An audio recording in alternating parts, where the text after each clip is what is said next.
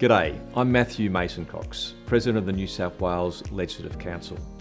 In this Immortals video series, we've been exploring esteemed figures from the Council's history, each immortalised in marble along the chamber walls.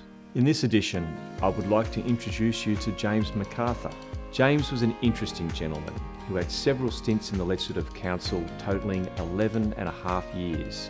He was an appointed member between 1839 and 1843, came back as an elected member from 1848, then jumped over to the Legislative Assembly for a few years, where he was also briefly the colony's treasurer. James was appointed back to the council in 1866, a life appointment that ended sadly with his passing less than a year later.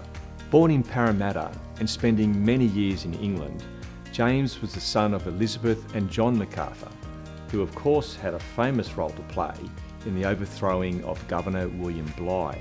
The elder Macarthur was a member of the Legislative Council too, though he was removed on the grounds of poor mental health some 7 years before his son's appointment. James was a leading figure in the early colony, where he assisted his brother to establish the Australian Agricultural Company, Australia's oldest company, still operating cattle stations today that make up over 1% of Australia's landmass. James was also a financial backer and briefly owned the Australian newspaper and was a key supporter for the foundation of the University of Sydney. Importantly, James was prominent in debate on the constitutional development of New South Wales.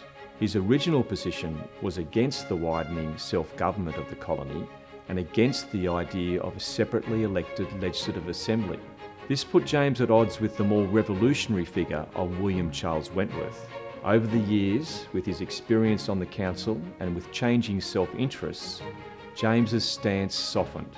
He came to believe in a conservative constitution that would grant responsible government, and the pair formed somewhat of an alliance, albeit uneasy at times. Ultimately, William Charles Wentworth received most of the credit for the bill that would become the New South Wales Constitution Act of 1855.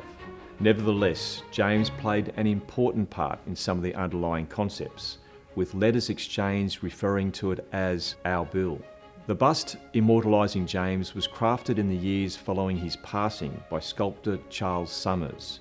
It was then offered to the Legislative Council in 1870 by James's friends in England, who hoped it would be honoured with a place in the chamber. They were in luck.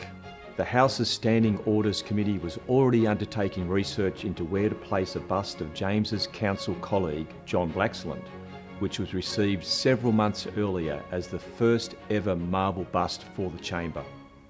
The rest, as they say, is history. The bust was placed inside the chamber, where it can still be seen today. What you'll also find is a Macarthur surname below the bust in gilded lettering, which is a more modern addition to the plinth. This would please at least one member of that Standing Orders Committee, who in 1871 argued a nameplate was required as the bust was not a good likeness. I'll let you be the judge of that.